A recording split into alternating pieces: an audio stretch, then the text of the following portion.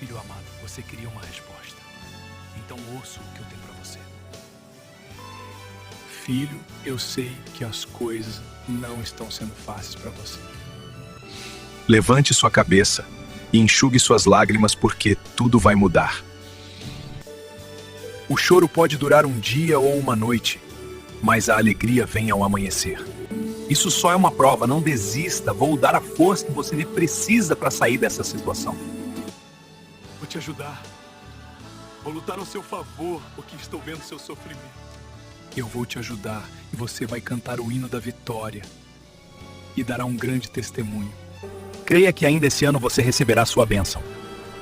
Você crê? Posso ouvir um amém? Lembre-se, tudo posso naquele que me fortalece. Deus te abençoe, meu filho. Se inscreva, curta e deixe seu comentário.